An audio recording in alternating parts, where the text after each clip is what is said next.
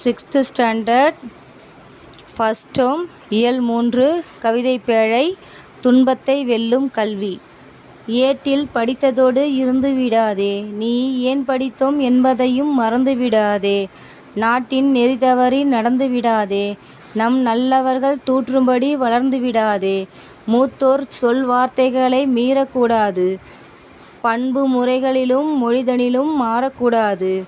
மாற்றார் கைப்பொருளை நம்பி வாழக்கூடாது, தன் மானமில்லா கோழையுடன் சேரக்கூடாது.